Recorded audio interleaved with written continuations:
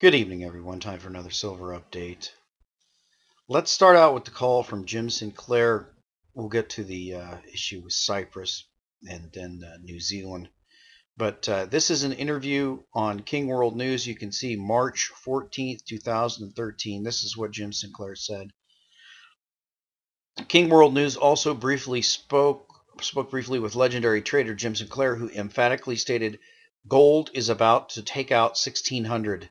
Sinclair then boldly predicted, "We may never see that 1600 level ever again." So that was a pretty bold prediction. Eric King says, if that prediction from Sinclair turns out to be true, it will go down as one of the greatest calls in history. So let's look at the chart here. This is the 5-minute chart provided by netdania.com. You can click on the link below. And we'll draw in the trend line here. But I want to show you something on this chart. Now you can see that his call was on the 14th. This is where we got to take the blast off here, which appears to be after hours. That's very interesting. But and then you can see this brief dip below here. But if we look very closely at the action today, you can see that we were let's take this line off here. You can see we were getting ready to take out that 16, and let's get in real close and look at it. This is the bar right here, and if you look at the prices associated with that, they're down over here in the corner. You can see the low. Well, now they're not showing up, but the low was 16 and 30 cents. So we reached 1630 cents, and then you can see a dramatic takeoff right there. So was that Jim Sinclair standing there in the futures pit waiting to buy at that price point? Who knows? Somebody was watching it, and that's when it took off. So now we hit about 1615, 1616, and now we're sitting at about 1612. Will Jim Sinclair end up being right? I don't know. Quite possibly. If we pull up the gold chart here and put on the MACD, we've definitely got a crossover. We're now trying to head up to that zero line, and we could be seeing a very big rally from here. So we'll keep a close eye on that. Now, of course, the really big news is going to be what's going on in Cyprus. But before we do that, let's take some questions here. One of those is going to relate to that. First question is from Lounge Skater 52, and that's about the America the Beautifuls. Hey, Brother John, big fan of the 5-ounce America the Beautiful coins, and have all 5 of the 2011s, 5 of the 2012s. 5 of these 5-ounce beauties are released by the Mint each year, and we're coming up on the 4th month of 2013, and not a single coin has been minted or sold yet. This is the first time this has happened and is very strange. Why do you think this is? If I had to guess, I'd say the U.S. Mint just doesn't have the physical silver resources to meet the demand of both the 5-ounce ATB and the Silver Eagle. I bet they're diverting all of their resources just to service the Eagle demand. Now, I think someone covered today that the Eagle set a record, a daily record. I don't remember what it was. I think it was 750,000 ounces in a day. Correct me if I'm wrong. But that's a very good point. Now, if you remember, people have talked about the Mint running out of blanks. So apparently the Mint gets these 1-ounce blanks for their Eagles. So that makes sense then. If the Mint is not in the business of creating blanks, they simply buy them on the open market, stamp them out. Well, who makes 5-ounce blanks, right? How often do you see 5-ounce coin? So if there is a bottleneck, then it makes perfect sense that they would divert the resources to the 1-ounce blank, which is more commonly stamped as opposed to a 5-ounce blank. So that might be the explanation. I don't know for sure. We'll have to wait and see, but it's quite suspicious that at this late date, and we're talking about near the almost to April now, we don't have any America the Beautifuls. And this one is Thorfinn Skull Splitter. And hey, Brother John, a longtime listener, first-time caller. I love the show, really. Thanks for taking my call. I noticed your vid the other day visualizing silver. You compared the silver market to the derivatives market with some striking images. Who can look at these images? And so here's some images of hyperinflations in the past. I think that one is, maybe that's the Hungarian one. And this is the German one. That's Germany. And I think that was Germany too. Then, of course, he shows the visualizing silver with all the money there. So, very good point. We seem to be already stacking up piles of worthless currency. Of course, the big difference is going to be that back in the day when these hyperinflations occurred, they didn't have the ability to keep these currencies as digital. There were not digital transactions in those days. There could be ledger bookkeeping, but they didn't have digital currency. So the big difference today is that all of this currency, hyperinflated currency, is locked up as digits in these banks, and that's how we're going to segue to the big story. And of course, that is the story in Cyprus. Now, the latest that we have here is reported from Zero Hedge. Apparently, if you hadn't heard, let me summarize. Basically, the EU came out and told the president of Cyprus that if he didn't agree to a haircut, they were going to shutter the banks. So he agreed to a 10% haircut for everybody with deposits over 100,000 euros, and then a 6-something% for those below. That created a firestorm of controversy. This is the first time they've ever taken depositors' money. And so we'll read the latest from Zero Hedge and then go to the New Zealand story.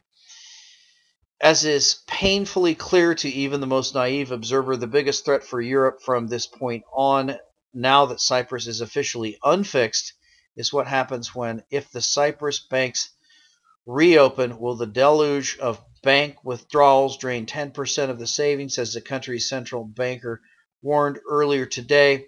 20%, 50%, or all of it? It is certain that any and all foreign oligarch accounts will be promptly pulled, never to be heard of again. And after being treated like third-grade European citizens, we doubt the locals will care much for having their cash in a banking system that Europe has shown is equal to all the other united banking systems, which, however, also happen to be just as much more equal. And once foreign TV crews show the lines of people scrambling to pull money in Cyprus to the local viewers in Greece, Italy, and Spain, will those countries also get comparable ideas? So you can see, folks, we're talking about bank runs here.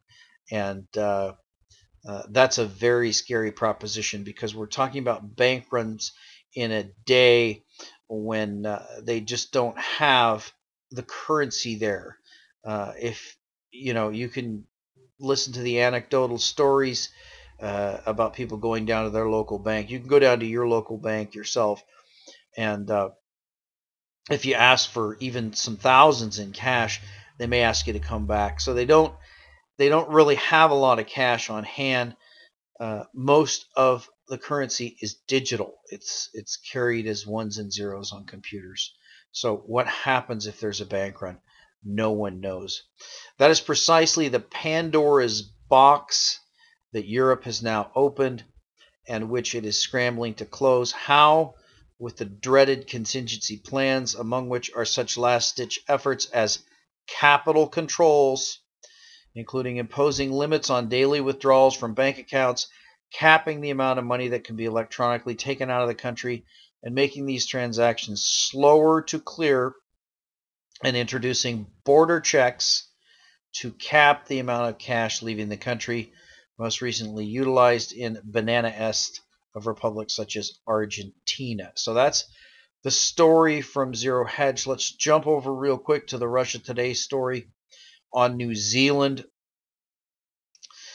New Zealand depositors could face a Cyprus-style tax on their bank accounts, as the government is planning to impose a similar strategy on its banks, warns the country's Green Party. New Zealand is facing a similar bank failure to Cyprus Isn't it funny how these just come out of the blue? Didn't Cyprus just pass a stress test recently? And haven't the New Zealand banks been given a clean bill of health? But then all of a sudden, it's just like the Moody's and S&P. They go from AAA to F. Isn't that surprising? Is likely to adopt Open Bank Resolution, OBR, which will see small depositors lose part of their savings in favor of a big bank bailout.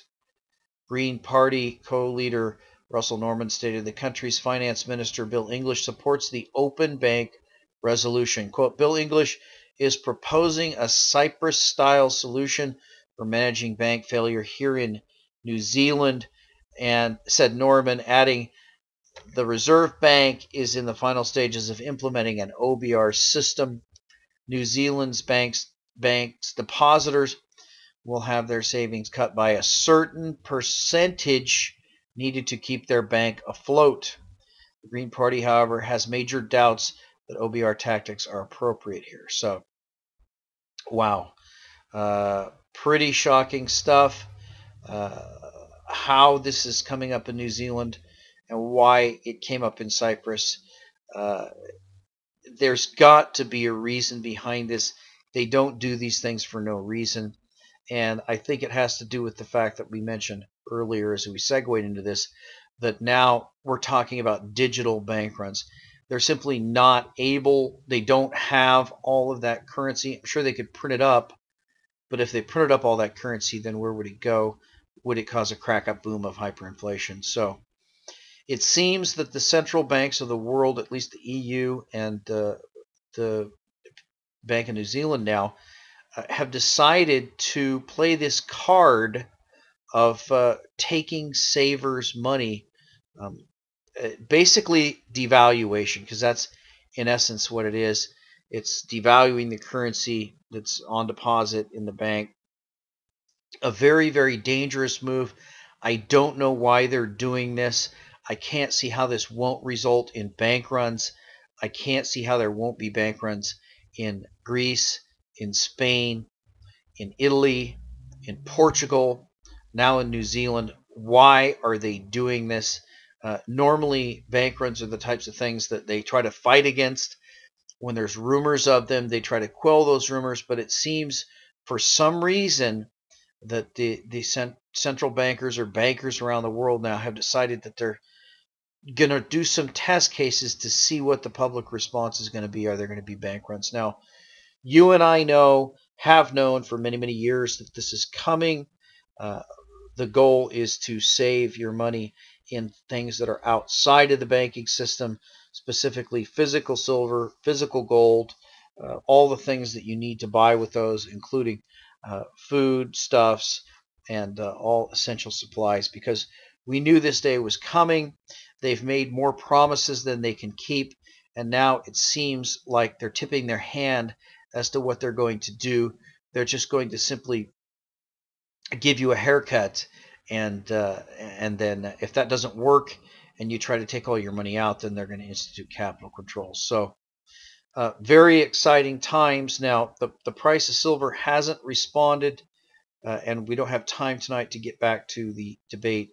We'll do the final part of the Dawn Herald debate with Bill Murphy next time.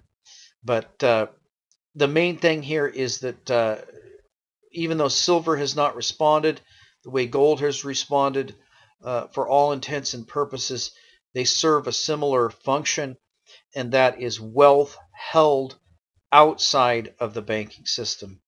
Now, my understanding is that initially the European Union was talking about a 30 and 40% haircut in Cyprus. They were talked down to that 10 and 6% one. But and there's a whole bunch of other angles that I don't have time to address, including the weapons that went off there that cost them billions, the Russian factor, the Russian mob money that is alleged, the amount of money that comes in through Cyprus, so the Russian connection, the potential standoff between Russia and Germany, and there's a lot of undercurrents here as well. We'll have to wait to see in the following days how those play out, but it's quite possible that we have seen a correct call from Jim Sinclair, and that this is finally going to be the bottom. where we begin to move. I can't imagine how it can't be the case. I can't imagine how the people of the world could be so asleep as to not understand that they need to take the fiat currencies that they have left that have not been taken by the bankers and the governments, convert those into real money, gold and silver, protect themselves from what's coming, and protect themselves from bank runs. And we'll talk to you next time.